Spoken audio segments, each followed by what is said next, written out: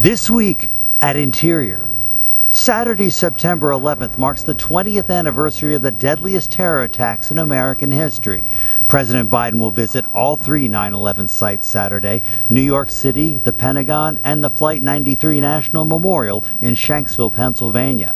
Secretary Haaland will join Vice President Harris and former President Bush at a separate event at Shanksville Saturday morning. The memorial will be closed to the public during that event, but park grounds will reopen to all following the conclusion of the ceremony. And the National Park Service this week announced it's awarded New York's National September 11th Memorial and Museum a $2.5 million 9/11 Memorial Act grant. The funding will provide critical support for the continued operation, maintenance, and security of the site. Secretary Haaland celebrated Labor Day this week at the grand opening of the Pullman National Monument Visitor Center. The monument recognizes the struggles of the black workers who fought for fair wages, safe working conditions, and limited working hours. The labor movement at Pullman is hailed as a marker in the American civil rights movement.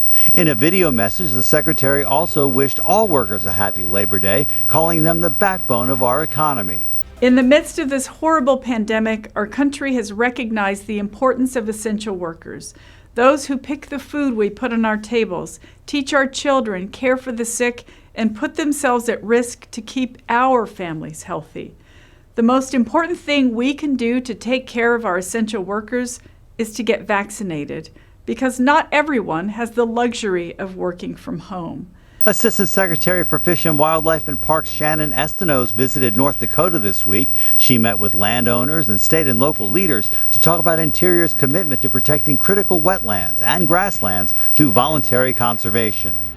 Brian Newland was ceremonially sworn in this week as the new Assistant Secretary for Indian Affairs. He's a citizen and former tribal president of the Bay Mills Indian Community in Michigan. Prior to that, Brian served as Chief Judge of the Bay Mills Tribal Court and as a counselor and policy advisor to the Assistant Secretary of the Interior for Indian Affairs during the Obama administration. September is National Preparedness Month, and Interior is raising awareness about the importance of preparing for disasters and emergencies that could happen at any time. This year's theme is Prepare to Protect. Now is the time that everyone should have a conversation with their family, neighbors, or loved ones to discuss what you would do in the event of a disaster in your area. The Bureau of Land Management this week opened a 30-day bidding period to lease more than 4,800 acres in the Milford Flats South Solar Energy Zone in Beaver County, Utah. That solar energy zone has the potential to generate power for 100,000 homes and create more than 200 jobs.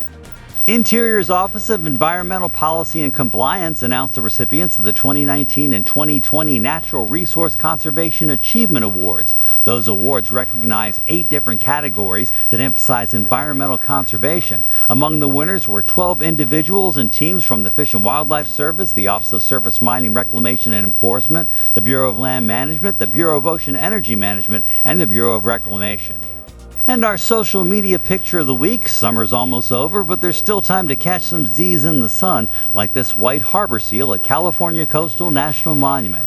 The monument extends for the entire coastline of the Golden State, nearly 850 miles in all, and includes nearly 20,000 rocky outcroppings, a favorite resting place for seals and seabirds.